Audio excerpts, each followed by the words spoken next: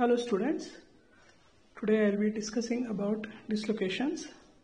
I am Dr. Srinivas, Assistant Professor in Orthopedics at Oxford Medical College. Coming to the definition of a dislocation, it is complete loss of congruity of a joint. Another definition is, it is complete and persistent displacement of a joint in which at least part of the supporting joint capsule and some of its ligaments are disrupted. Dislocation is a very common orthopedic emergency. Other orthopedic emergencies are open fractures, compartment syndromes, neurovascular injuries, septic arthritis, spinal cord injury, etc. The types of dislocations are acquired dislocation and congenital dislocation. Acquired dislocation can be traumatic or pathological. Pathological dislocation can be because of infections, paralysis, or inflammatory disorders. Infection in the form of tuberculosis or septic arthritis. Paralytic dislocation can be because of polio, cerebral palsy, etc. Rheumatoid arthritis is a inflammatory disorder which can destroy the ligaments and give rise to pathological dislocation. Example for congenital dislocation is congenital dislocation of the hip, also called as developmental dysplasia of the hip. No joint is immune from dislocation. That means any joint in the body can get dislocated. However, most common joints that can be dislocated are shoulder, hip, elbow and others. What are the signs and symptoms of a dislocation? Patient will have a deformity or an abnormal attitude. Patient will have pain and tenderness. This pain gets aggravated by movement. There will be loss of the normal function of the joint or the limb. The joint may be locked. There will be gross or severe restriction of movements and there can be swelling of the joint. What are the typical deformities that are seen in dislocations of various joints? In a shoulder dislocation, there will be an abduction deformity. In an elbow, there will be a flexion deformity. In the hip, if it is a posterior dislocation of the hip, the attitude will be flexion, adduction and internal rotation. In anterior dislocation of the hip, the deformity will be flexion, abduction and external rotation. Knee dislocations will show flexion deformity. In ankle dislocation, there will be a varus deformity. The investigations that are to be done are the radiographs and CT scan whenever necessary.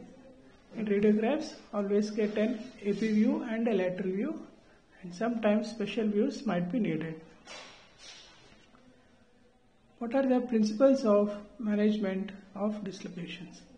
Always dislocations, especially acute dislocations, have to be reduced as soon as possible. And open reduction will not be required. They are only rarely necessary. The usual method will be a closed reduction, which might require intravenous analgesia, sedation or GA.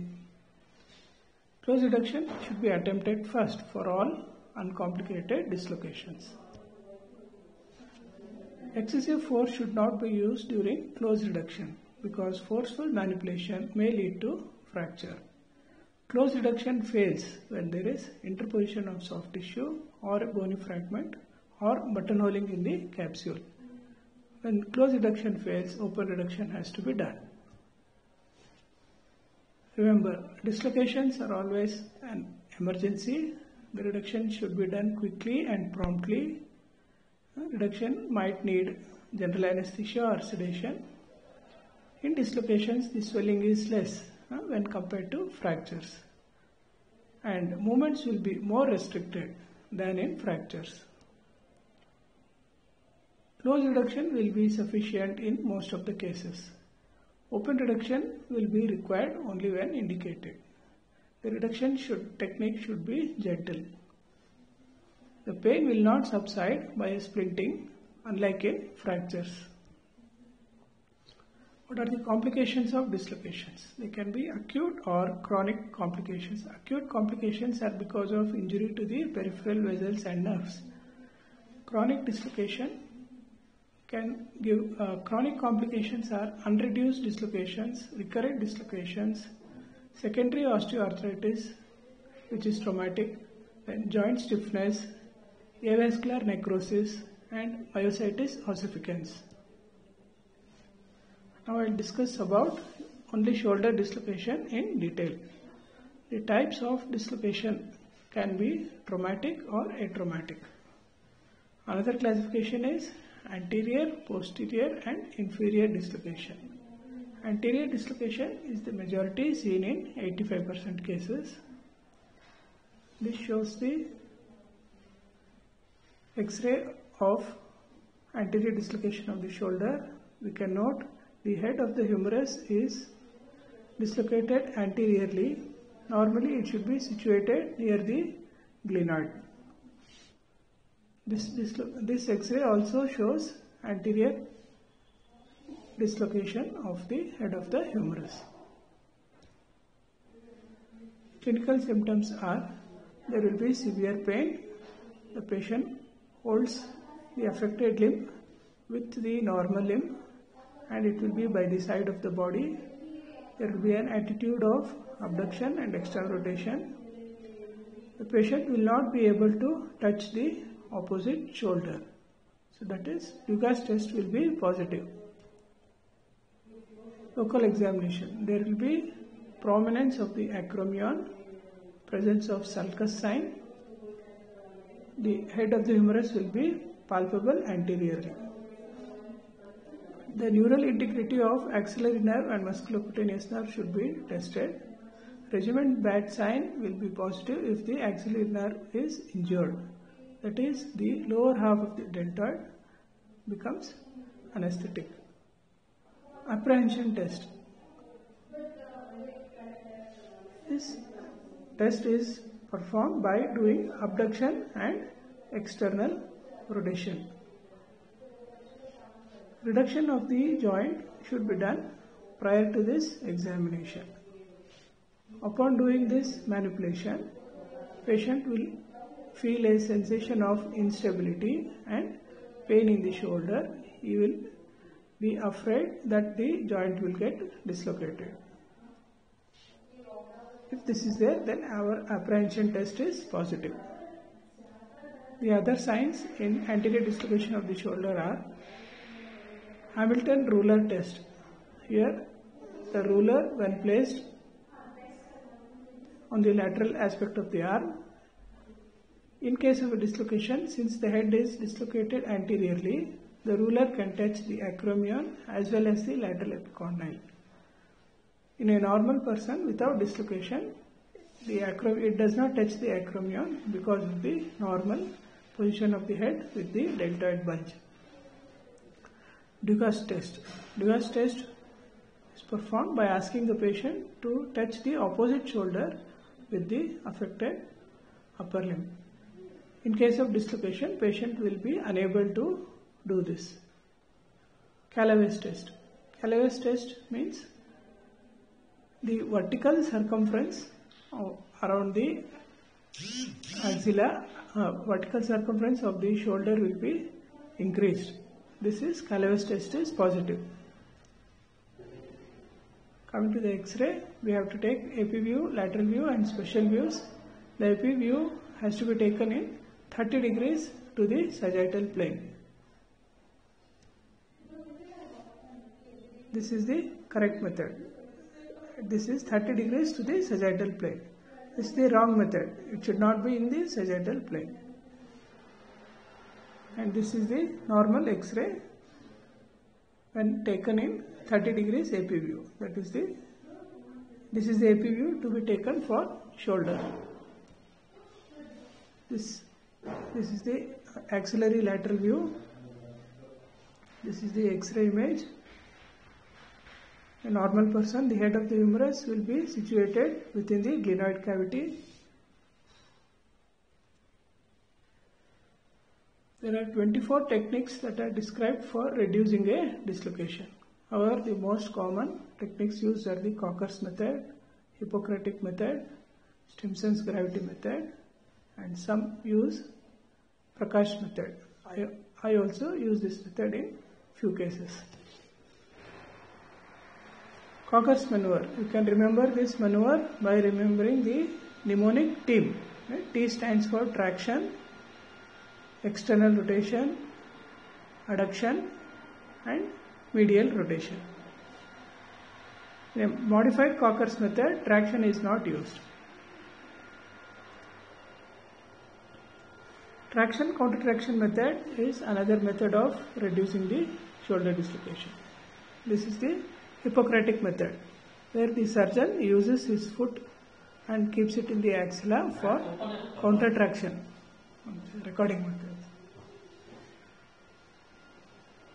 This figure shows the Stimson's gravity method. This figure is showing the Stimson's gravity method. Here the patient has to be put in prone position and a weight is applied on the dislocated arm. The humerus reduces spontaneously with the aid of the gravity. This method requires more time. It might require 1 minute or even 15 minutes. After reduction, a patient who is less than 30 years should be immobilized for 3 weeks. Patient between 30 to 40 years should be immobilized for 2 weeks. Patient more than 40 years should be immobilized for 1 week.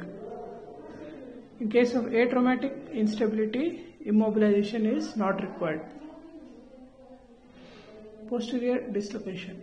Here the arm will be in flexion and adduction. The force is taken on the hand, causing the head of the humerus to be dislocated posteriorly. Whenever there is a history of convulsions or electric shock, think of posterior dislocations. X-ray shows in the AP view there will be electric bulb appearance and there will be an empty glenoid sign. In the lateral view you can make out the head of the humerus is dislocated posteriorly.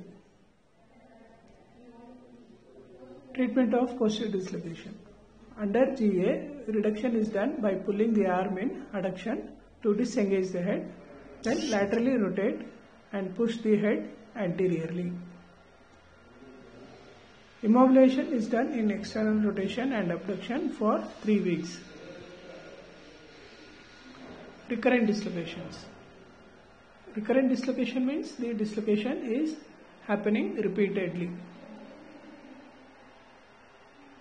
How many dislocations is an indication for surgery? Even if it is a first dislocation in a young patient, especially sports person, it is an indication for surgery.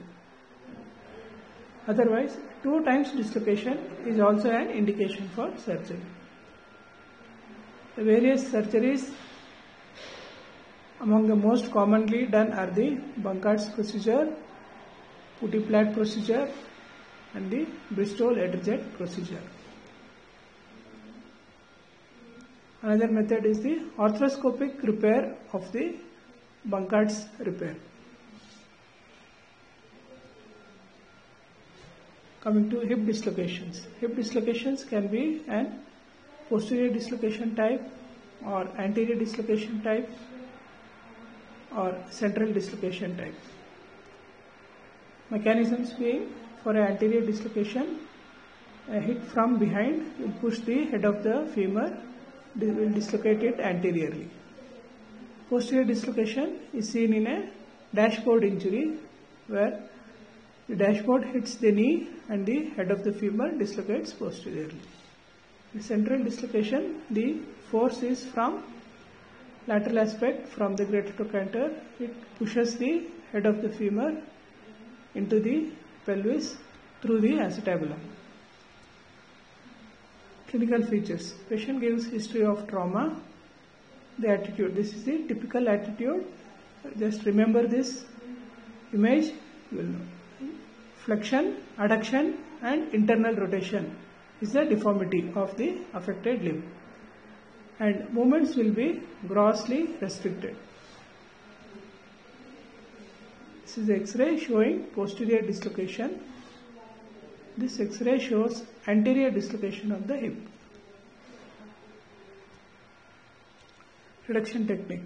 The patient is made supine on the floor.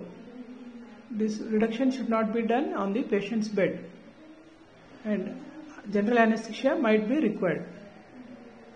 Put the hip in flexion to 90 degrees and the assistant stabilizes the pelvis. The surgeon gives longitudinal traction.